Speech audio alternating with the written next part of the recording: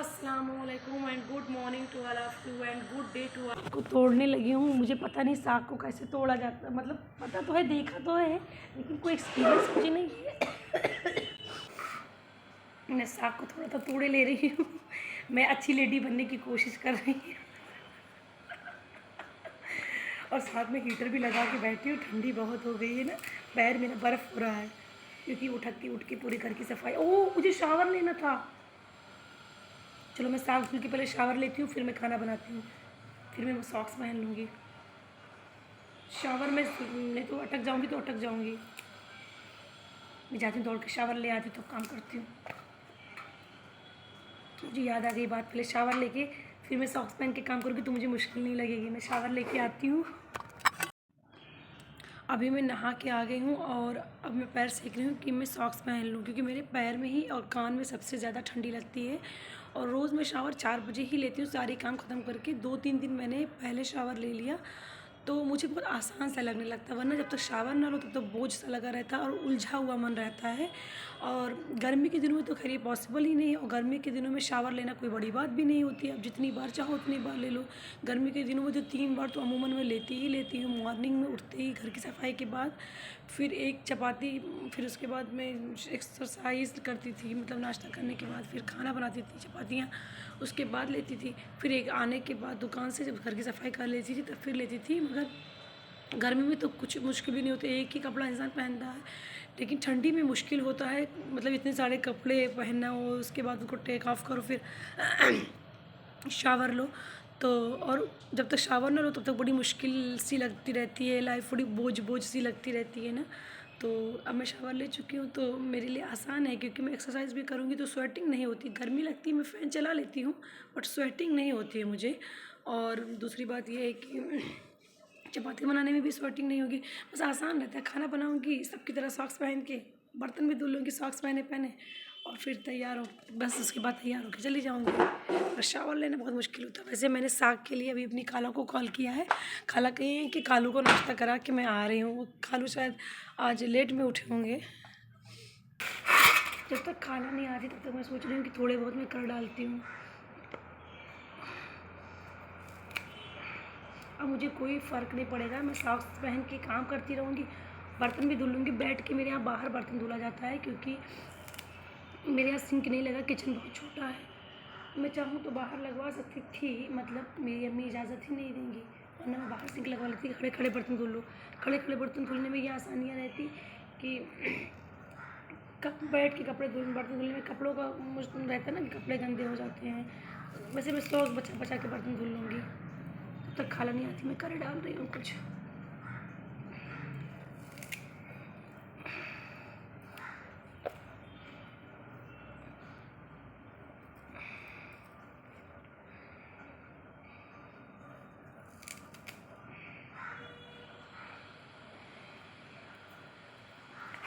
अभी मुझे एक बात कल से याद आ रही है। बहुत सारी लाइफ में गलतियाँ मैंने भी की है। एक तो ये गलती कि कभी भी जज़्बात में कोई फ़ैसला नहीं लेना चाहिए। मैंने भी जज़्बात में बहुत सारे फ़ैसले लिए जिसमें बहुत सारा नुकसान हुआ और चोट मुझे ही खानी पड़ी। तो इसलिए मैंने ये फ़ैसला हमेशा किया है, मतलब रात से मैं सोच रही हूँ कुछ ऐसी चीज़ों से मैं भी कुछ कभी कभी सबको गुज़रना पड़ता है, तो अभी भी मैं गुज़र रही हूँ। मगर इन हालात में अगर मैं जज़्बात से फ़ैसला ले लूँगी तो मतलब खुद को ही नुकसान होगा और बाद में गिल्ट सा फ़ील होगा। तो और शायद सुकून कभी मन को नहीं मिल पाएगा। तो हाँ, मैं ये सोची हूँ ना कि इंसान को कभी भी जज़्बात में फ़ैसला नहीं करना चाहिए, और थोड़ा सब्र करने से कुछ ज़ाया नहीं होता है। अगर फ़ायदा नहीं होगा तो कुछ ज़ाया भी आपका नहीं होगा। ये बात मैंने सोच ली। जैसे मैं कहती हूँ ना कि एक बंदे की नींव होती है, इंसान की नींव होती है मेहनत, मोहब्बत, दया, ईमानदारी और सच्चाई। ये चीज़ें कभी साथ नहीं छोड़ती है। वैसे ही मुझे 2 चीज़ें और उसमें लगता है ज़रूरी है। एक तो ये कि हमें जज़्बात में भी तहम्मुल से काम लेना चाहिए। उस समय भी हमको एग्रेसिव नहीं होना है, चाहे कोई भी सिचुएशन हो। हमें एग्रेसिव और जज़्बात में नहीं आना है, चाहे कोई भी सिचुएशन हो। और मैं भी जज़्बात में आ जाती हूँ और बहुत बार आके मैंने बहुत सारा अपना ही नुकसान भी कर लिया है। और दूसरा, सब्र। ज़रूरी नहीं है कि टिट फाट टैट करके फ़ौरन मैं किसी को जवाब दूँ। हमको थोड़ा सब्र रखना भी ज़रूरी है। तो सब्र से अगर फ़ायदा नहीं होगा तो नुकसान भी नहीं होगा। हाँ, अगर किसी भी हालात में तकलीफ़ बहुत हो रही है तो टिट फॉर टैट करने की ज़रूरत नहीं। हम उसमें एकदम चुपचाप होके थोड़ा अफसरदा हो जाएंगे, लेकिन मन को सुकून रहेगा अगर हम सब्र कर लेंगे। अगर हम टिट फॉर टैट कर लेंगे तो शायद हम उस इंसान से ज़्यादा उसके ऊपर हम चढ़ाई कर देंगे, जो कि बाद में मुझे या उस हालात में ज़रूरत से ज़्यादा हम अपने रिएक्शन दे देंगे, जो बाद में हमें अफसरदा कराते हैं। बहुत अफसोस होता है, गिल्ट फील होता है। तो मैंने ये अब और सोच लिया है कि कभी भी जज्बात में हमको मतलब बहुत कोई कदम नहीं उठाना है, कोई अच्छा एग्रेसिव नहीं होना है, क्योंकि तहम्मुल से काम लेना है। और दूसरा सब्र, सब्र से बिल्कुल फाइनल है कि नुकसान नहीं होगा। फ़ायदा अगर नहीं हुआ तो नुकसान नहीं होगा, फ़ायदा भी होगा। और अगर नहीं भी फ़ायदा हुआ तो नुकसान तो नहीं होगा, ये मैंने सोच लिया है। मतलब मुझे जहाँ तक ऐसा एक्सपीरियंस मिला है अभी तक। और अब मैंने जैसे आजकल भी कुछ ऐसी चीज़ें हैं, जैसे माँ बाप हमको ज़िंदगी दे देते हैं, लेकिन वो हर चीज़ सिखा नहीं सकते। पकड़ के वो उठना बैठना चलना बोलना सिखा देंगे, लेकिन जितना नॉर्मल चीज़ें उतना सिखाते हैं। उसके बाद हमें खुद सीखना पड़ता है कि अब लाइफ तो माँ बाप ने दे दी, पैदा कर दिया, लेकिन दुनिया में आने के बाद हमको समझना पड़ता है कि लाइफ को कैसे जीना है और हालात से कैसे निकलना है। हमें स्मूथली निकलना है कि हमेशा लड़ झगड़ के निकलना है। ऐसा नहीं है कि एकदम हमेशा सब्र ही करते रहेंगे, कहीं कहीं तो बोलना ही पड़ता है। मगर जहाँ तक हो सके पर्सनल रिश्तों में ना, जिनके बिना आप रह नहीं सकते, उनको ना टिट फॉर टैट करने की ज़रूरत नहीं है। बाद में खुद को ही अफसोस होता है। मैंने भी बहुत गलतियाँ की हैं और उससे मुझे यही बाद में मिला कि हम सब्र कर लेते तो ज़्यादा अच्छा रहता, बाद में गिल्ट ना होती। तो मैंने ये सोचा, मतलब माँ बाप को जन्म दे देते हैं, उसके बाद में होश संभाल लेते हैं, वो हमको संभालते हैं। उसके बाद हमको हालात से कैसे निपटना है हमको इस बात सीखनी होती है। और हम अपने अप डाउन्स जो लाइफ में होते हैं उसी से सीखते हैं, गलतियों से ही सीखते हैं। अगर गलती नहीं करेंगे तो सीखेंगे कैसे, ठोकर नहीं खाएंगे तो सीखेंगे कैसे। तो मैंने भी गलतियों और ठोकरों से ही सीखा है चीज़ों को।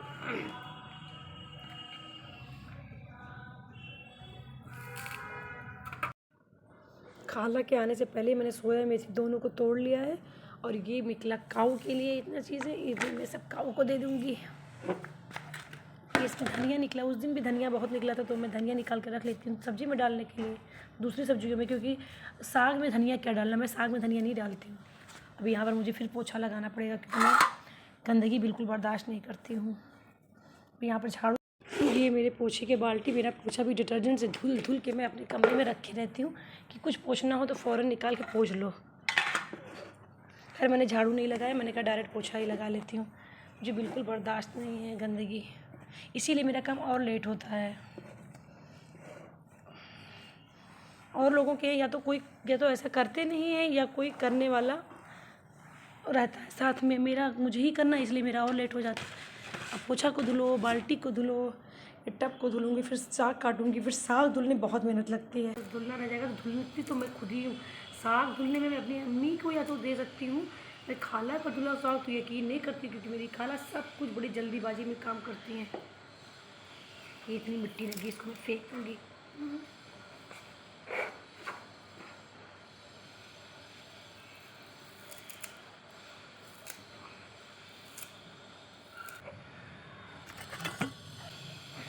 फिर खाला को एक बेटा हुआ, वो भी ख़त्म हो गया। मतलब बेटा तो ठीक था, 5-6 दिन ज़िंदा होके वो भी ख़त्म हो गया। फिर खाला को कई सारे 1-2 एबॉर्शन भी हुए हैं, तो इसीलिए खाला के सीख लिए, मतलब अच्छा है खाला के। मैं कभी कभी इसलिए गुस्सा हो जाती हूँ कि वो पढ़ती नहीं है ना, और तहज़ीब तो खैर आप उसने सीख लिया, क्योंकि वो हाफिज़ जी पढ़ाने जो अरबी आते हैं ना, उसकी वजह से उसको तहज़ीब बहुत अच्छे सीख लिए हैं। मैनर्स उसके अंदर आ गए हैं अच्छे वाले, अच्छे मैनर्स थे, मगर थोड़ा बिगड़ गई थी बच्चों के साथ खेल के मेरी बेटी। और अब तो मैनर्स उसको आ गए हाफिज़ जी के साथ पढ़ते पढ़ते। बट ये है ना कि इंग्लिश में क्लास की चीज़ें नहीं पढ़ने लगी, तो खैर अब धीरे धीरे पढ़ने लगेगी वो भी।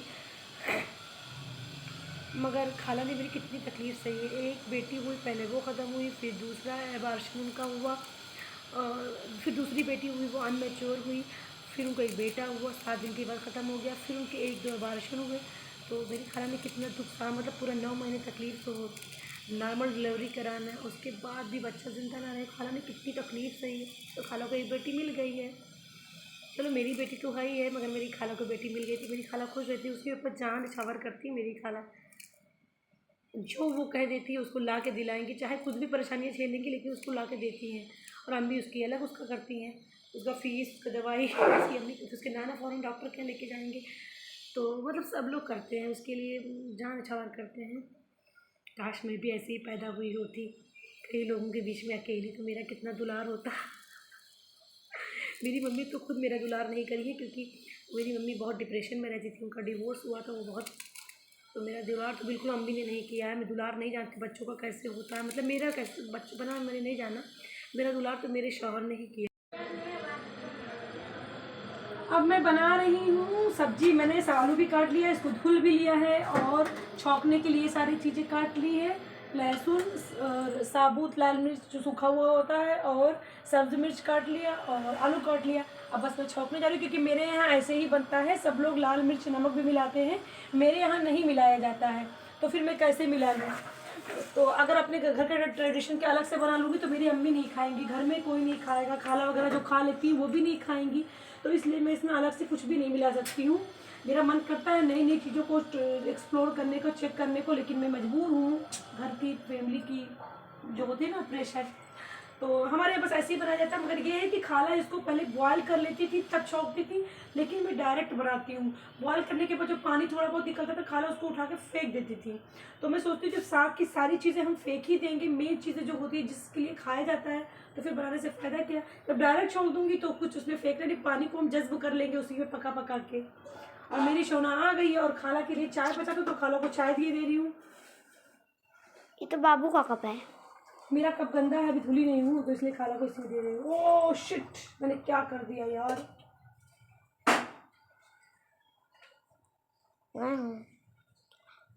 Oh shit. ये इनकी अम्मा का चाय, आप लेकर चलाओ। खाला ऐसे रख दो, डस्टबिन ऐसे मत रख। ठीक है। ये लिटिल लेडी अपनी अम्मा का चाय लेके आ गई थी। कहाँ गए तुम्हारी अम्मा का चाय? ओ लिटिल लेडी ने आज अपनी अम्मा को चाय दिया।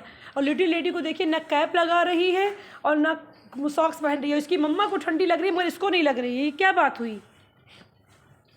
इधर देखो। और फेयर एंड लवली लगा के आई है। फेयर एंड लवली मैं कभी नहीं लगाती हूँ, ड्राई स्किन के लिए फेयर एंड लवली बहुत ही नुकसानदेह, पूरा चेहरा ख़राब कर देता है।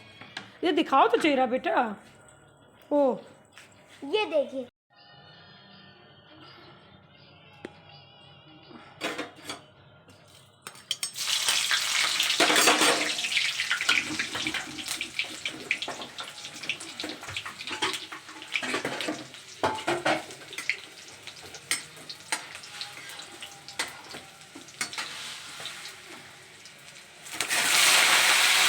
अरे बाप,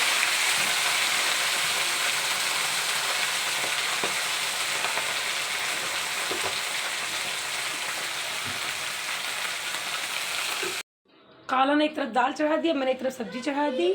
और अब सोना क्या दिखा रही है? अपने पर्स दिखाओ ना। देखो 20। हाँ ये देखिए 1। अपनी अम्मा को देखो पर्स टांग रही है। एक जगह रखो खाली। अरे इनके बहुत पर्स हैं, जब से ये पैदा हुई हैं न जाने कितने पर्स इनके हैं। ये और 40 टेडी पेयर वाला एक पर्स है, वो कहाँ है? वो अंदर है। और एक मैं लखनऊ से लेके आई थी इतना बड़ा पिंक कलर का पर्स, वो कहाँ है? वो भी वही है। दिखाओ, लाओ दिखाएं। वो पर्स मुझे नहीं याद कहाँ है। जो मैं लखनऊ में लेके आई थी इतना बड़ा पर्स था, इतना बड़ा मोतियों वाला पर्स था। वो खाला के घर है। अच्छा बेटा कान बंद कर लो, हमें ठंडी लग रही है। देखो अम्मा खाला भी कान में देखो पहनी हुई हैं और आप नहीं पहनी हो। मेरी बात नहीं सुनी। देखो ये 40 है, 40 है और ये इसमें है। बहुत मेहनत लगती है जोड़ने में भाई। और लो 5 मेरे 45 इतने रुपीज़ है। अब चलो मैं आपको जोड़ के भी दिखा देती हूँ, ऐसे तो याद नहीं है। कान में टोपा लगा लीजिए, फिर हम सब देख लेंगे। आप बुखार चढ़ेगा तो कौन देखेगा बेटा? अम्मी भी बीमार, अम्मा भी बीमार। सब लोग ये हो गया। वैसे पैसा तो झाड़ू। वाह अलवीरा तो बहुत अच्छा बॉल बना लेती है भाई, पजल। ये पजल है, ये रेहान ने मुझे बताया था। पहले तो मैं भूल गई थी, पहले अपनी बॉल फिर मैं भूल गई थी। तो वाह रेहान गई है सब कुछ अमान की दुकान में। दूध गर्म कर रही हूँ, एक तरफ मैंने दाल छौंक दिया है, एक तरफ मेरी सब्जी भी बन गई है। ये एक तरफ मैं अपनी मम्मी को ये दाल दे रही हूँ। अगर नमक कम होगा, क्योंकि खाला चढ़ाई थी तो नमक कम हो सकता है।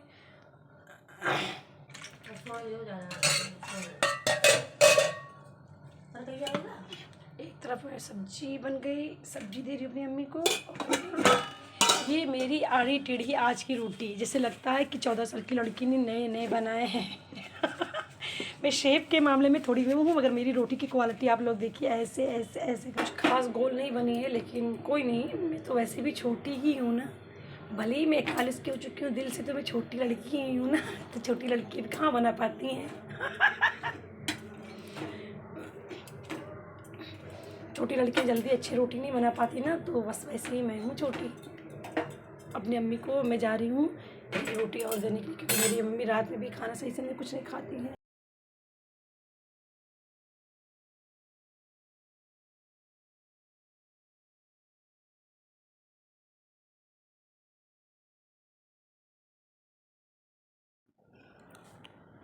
यहाँ पर मैं पनीर का पराठा बना रही हूँ अपनी शॉप की फैमिली के लिए और ख़ुद के लिए। बस ये लास्ट पराठा बचा है, ये सेक लूँगी, उसके बाद फुर्सत, उसके बाद बर्तन धुलूँगी मैं। और अब मेरा पराठा ये सीख गया है।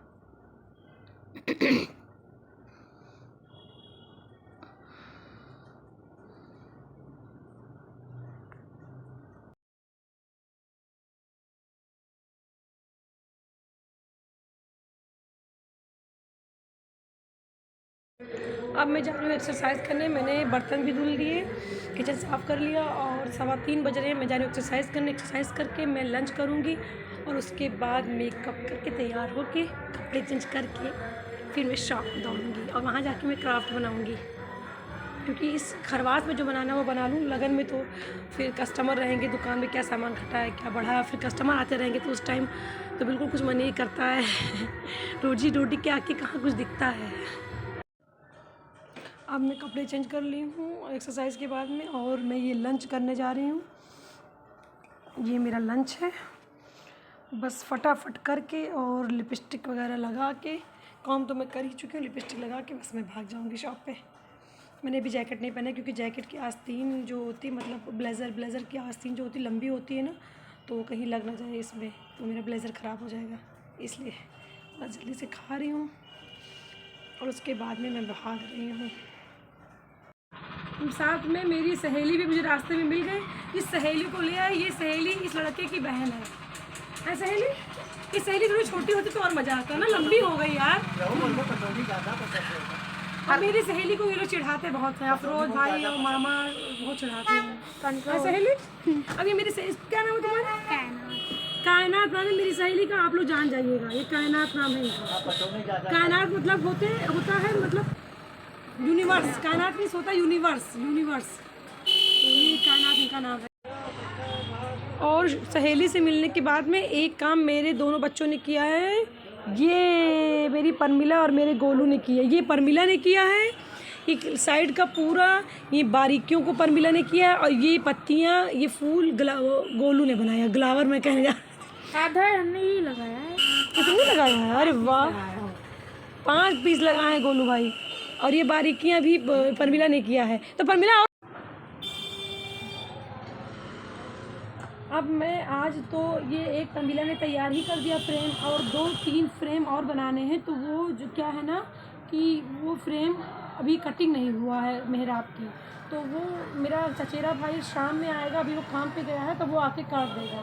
तो मैंने कहा हम लोग बैठे क्यों, चलो अपनी नंद के कपड़े पे नग चिपका दें। तो वही कर रहे हैं, अब नंद के कपड़े पे लगा रहे हैं। मेरी नंद में मैंने मेरी शादी में सिलवाया था, किया नहीं था, सिलवाया था टेलर से, घर पे बुला के, शायद घर पे बिठा के शायद टेलर से उसने काम करवाया था। और कुछ मेरी मम्मी जी ने अपने हाथों से मेरे लिए लैस लगाए थे मेरे दुपट्टे में, तो मैं अपनी नंद के लिए कर रही हूँ। जो ये मेहराब 3 बनाऊंगी। ये औरतों का मसला तो आप लोग जानते ही होंगे, जहाँ 2 औरत होंगी वहाँ काम कम बात ज़्यादा होगी। अगर कुछ काम भी कर लेते हैं ना परमीला ये बताओ, ये नक को ऐसे ऐसे से पूरा लगा दे? हाँ लगा एक हाथ पे? अच्छा लगेगा। हाँ अच्छा लगेगा। अले जब तुम देख लेना तो कम से कम आज के लिए लाइक कर देना, क्योंकि ये तुम्हारे कपड़े के लिए लग रहा है, इसके लिए तो कर ही देना। वैसे तो अपनी भाभी को करती नहीं हो लाइक कभी मेरे ब्लॉग को, इसको कर देना।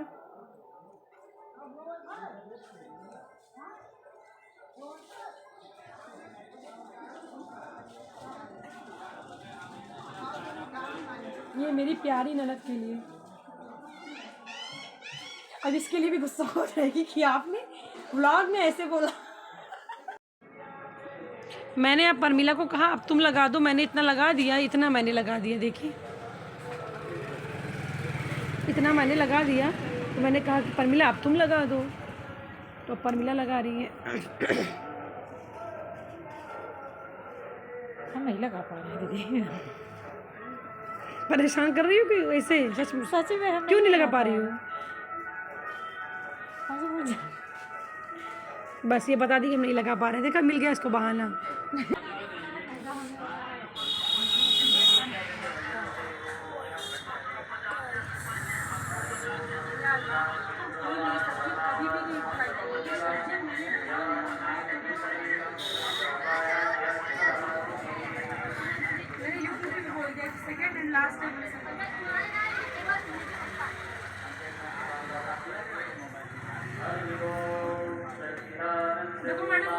फिर भाई आ गए हैं झूमर निकले हुए फैन से, वो वाले फैन का झूमर निकले हुए कितने दिन हो गए परमीला? मेरे ख्याल से 3 महीने हो गए। अब ये लगाने आए हैं। खैर जैसे ये काम करने लेट से आते हैं तो वैसे पैसा लेने भी लेट से आते हैं, ये भूल भी जाती है अपना पैसा। कभी कदार इनको याद आ जाता है तो आ जाते हैं पूछने की, और पूछने भी कैसे आते हैं कि कुछ इंतज़ाम है कि दूसरे घर जाओ। तो खैर आज इनको पैसा भी नहीं मिलेगा, और झूमर ये कहें कि कल आके लगा लेंगे, पैसे की कोई बात नहीं, देते रहिएगा, क्योंकि हालात अपने कुछ सही नहीं, बहुत तंग चल रहे हैं हम लोग।